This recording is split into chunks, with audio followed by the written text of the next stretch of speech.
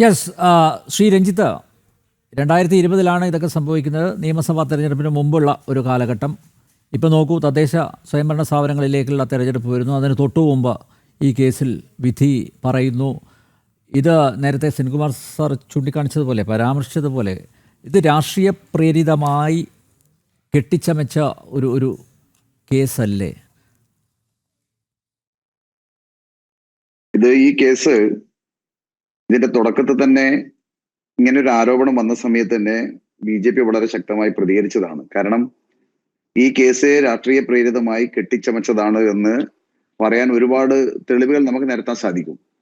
കാരണം 2019 നേരത്തെ ഇവിടെ എല്ലാവരും സൂചിപ്പിച്ചതുപോലെ 2019 സിറ്റിസൺ അമെൻമെന്റ് ആക്ട് അതുമായി ബന്ധപ്പെട്ടുള്ള വലിയൊരു പ്രക്ഷോഭങ്ങൾ നമ്മുടെ രാജ്യത്ത് നടക്കുന്ന സമയത്തായിരുന്നു.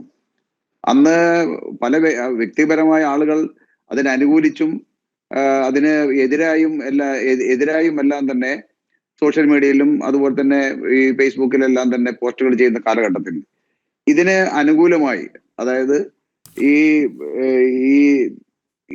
ഈ ആക്ടിന് അനുകൂലമായി അന്ന് BJPയുടെ അന്നത്തെ മണ്ഡലത്തിന്റെ, അതായത് തൃപ്പങ്കുണ്ടൂർ പഞ്ചായത്തിന്റെ പ്രസിഡന്റ് ആയിരുന്നു പത്മരാജൻ ഇതിന് അനുകൂലമായി പോസ്റ്റ് ചെയ്യുകയുണ്ടായിരുന്നു. ഇതിനെതിരെ വലിയ പ്രതിഷേധങ്ങൾ പത്മരാജന്റെ സ്കൂളിൽ, അതിന്റെ പരിസരത്തുള്ള ഒരു മുസ്ലിം ജനവിഭാഗങ്ങൾ തിങ്ങിപ്പാർക്കുന്ന പ്രദേശമാണ്. ഒരു മുസ്ലിം മാനേജ്മെന്റ് സ്കൂളും കൂടിയാണ് ഈ പാലത്താഴി സ്കൂൾ.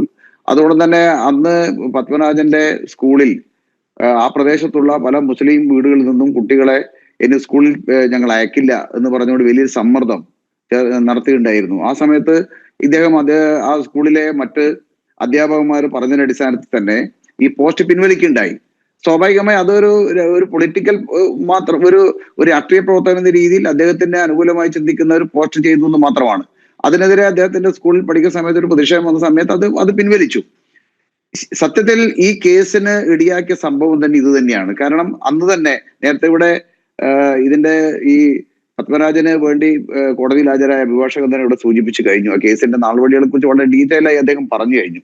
അദ്ദേഹം തന്നെ പറഞ്ഞു, അദ്ദേഹം ഈ പഠിക്കുന്ന ഈ കുട്ടി പഠിക്കുന്ന സ്കൂളിലെ ടീച്ചർ കുട്ടിയുടെ അമ്മാവന്റെ വീട്ടിൽ പോയ സമയത്ത് ഈ മാഷക്കെതിരെ ഏതെങ്കിലും കേസ് ചുമത്തി അദ്ദേഹത്തെ പുറത്താക്കിക്കൂടെ എന്നൊക്കെ ഈ സ്കൂളിലെ അധ്യാപികയോട് പറഞ്ഞു എന്ന് നേരത്തെ അഭിഭാഷകൻ തന്നെ ഇവിടെ ചൂണ്ടിക്കാണിച്ചിരിക്കുകയാണ്.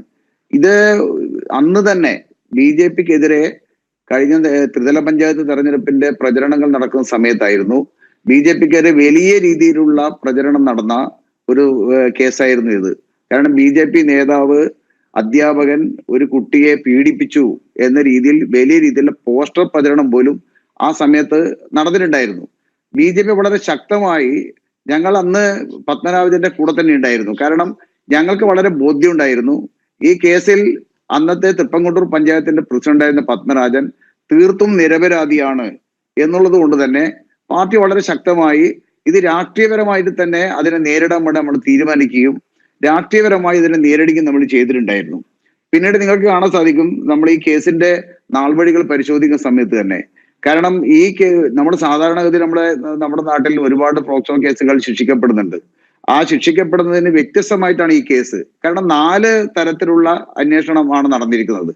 ആദ്യം നേരത്തോടെ പറഞ്ഞു, ലോക്കൽ പോലീസ് അന്വേഷിച്ചു, അതിൽ യാതൊരു കഴമ്പൂല എന്ന് കണ്ടു. രണ്ടാമത് വീണ്ടും ഒരു പ്രക്ഷോഭം വന്നു, ഇവർ പ്രതിഷേധം ഉണ്ടാക്കിയത് അവിടെ മാർക്സിസ്റ്റ് പാർട്ടിയും അതുപോലെ തന്നെ SDP പോലുള്ള പോപ്പുലർ ഫ്രണ്ട് പോലുള്ള തീവ്രവാദ പ്രസ്ഥാനങ്ങളും യോജിച്ചു കൊണ്ടുള്ള ഒരു പ്രക്ഷോഭമായിരുന്നു അന്ന് BJPക്കെതിരെ, ഈ പത്മരാജൻ മാഷ്ക്കെതിരെ നടത്തിയത്. അതിനടിസ്ഥാനത്തിൽ ഒരു പ്രത്യേക അന്വേഷണ സംഘത്തിനെ കൊണ്ടുവന്നു. ഈ അന്വേഷണ സംഘത്തിന്റെ അന്വേഷണവും മുന്നോട്ട് പോയി. അതിലും നേരത്തെ ഇവിടെ സൂചിപ്പിച്ചു, ഞാനത് ഡീറ്റെയിൽ ആയിട്ട് പറയുന്നില്ല, നേരത്തെ ഇവിടെ അഭിഭാഷകൻ സൂചിപ്പിച്ചു കഴിഞ്ഞു. ആ അന്വേഷണവും കൃത്യമായി തന്നെ ഈ പത്മരാജന് ഈ കേസിൽ യാതൊരു കഴമ്പുമില്ല. അതുകൊണ്ട് ആ രീതിയിൽ തന്നെ അന്വേഷണ ഉദ്യോഗസ്ഥന്മാരും പറയുകയുണ്ടായി. പിന്നീട് നമുക്ക് കാണാൻ സാധിക്കുന്ന ഒരു IPS ഉദ്യോഗസ്ഥ, ഒരു വനിതാ IPS ഉദ്യോഗസ്ഥ അന്വേഷിച്ചു. ആ IPS ഉദ്യോഗസ്ഥരുടെ റിപ്പോർട്ടും പത്മരാജന് അനുകൂലമായിരുന്നു.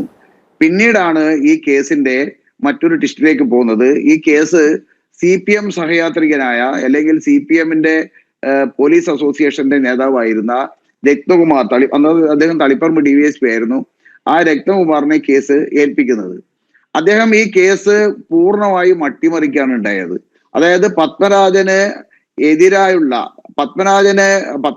നിരപരാധിയാണെന്നുള്ള എല്ലാ തെളിവുകളെയും അട്ടിമറിച്ചുകൊണ്ട് ഈ കേസ് പത്മരാജന് എതിരാക്കി മാറ്റുന്നതിന് വേണ്ടിയുള്ള വലിയ രീതിയിലുള്ള ആസൂത്രിതമായ ഒരു കാര്യമാണ് അദ്ദേഹത്തിന്റെ നേതൃത്വം നടന്നത്. നേരത്തെ ഇവിടെ പറഞ്ഞു ബാത്റൂം പോലും മാറ്റി. നമുക്കറിയാം നമ്മുടെ നാട്ടിൻപുറത്തുള്ള ബാത്റൂമുകളെല്ലാം തന്നെ, കുട്ടികൾ പഠിക്കുന്ന സ്കൂളിലെ ബാത്റൂമുകളെല്ലാം തന്നെ നമ്മുടെ ഒരു മുതിർന്ന ആളുകൾ നിന്നാൽ അരയോളം പൊക്കം മാത്രമാണ് ഇത് ഭിത്തി ഉണ്ടാകുക. അതേപോലത്തെ ഒരു ബാത്റൂം ആയിരുന്നു ഇവിടെ ഉള്ളത്. ഏകദേശം ക്ലാസ് റൂമിൽ നിന്നും 2 മീറ്റർ ദൂരെയാണ് ബാത്റൂം ഉള്ളത്.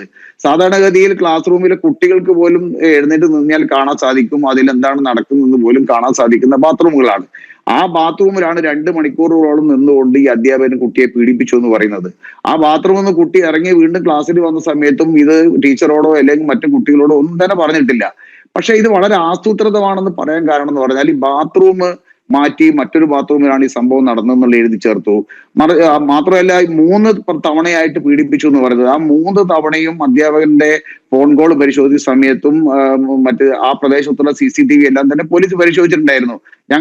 ഞാൻ നേരത്തെ പറഞ്ഞില്ലേ, BJPയും വളരെ ശക്തമായി തന്നെ ഈ അന്വേഷണം കൃത്യമായി നടക്കണം എന്നുള്ളത് കൊണ്ട് തന്നെ അന്വേഷണ ഉദ്യോഗസ്ഥന്മാരുടെ പിറകിൽ തന്നെ ഈ അന്വേഷണത്തിന്റെ എല്ലാ കാര്യങ്ങളും ആ സമയത്ത് ഞങ്ങൾ പരിശോധിച്ചിട്ടുണ്ടായിരുന്നു.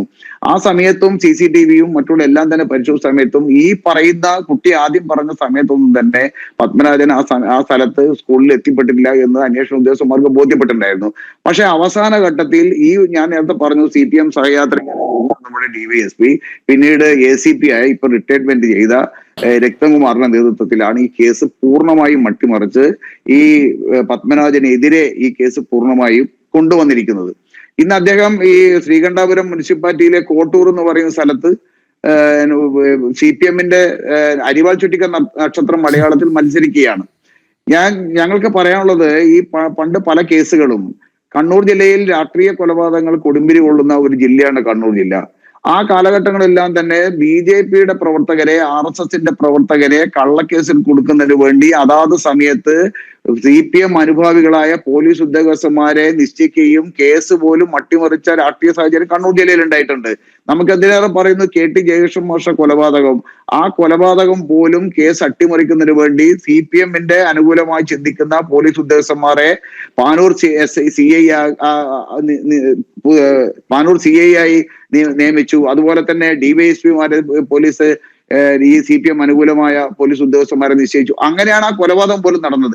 ആ കേസ് പോലും അട്ടിമറിക്കുന്നതിന് വേണ്ടിയുള്ള പരിശോധന നടത്തിയിട്ടുണ്ട്. അങ്ങനെ ഒരുപാട് കേസുകൾ കണ്ണൂർ ജില്ലയിലെ പല CPM പോലീസ് ഉദ്യോഗസ്ഥന്മാരെ കുറിച്ച് ഞങ്ങൾക്കുള്ള പരാതി അതായിരുന്നു. പണ്ട് മുതലേ ഞങ്ങൾ അത് പറയുന്ന ഒരു കാര്യം തന്നെയായിരുന്നു.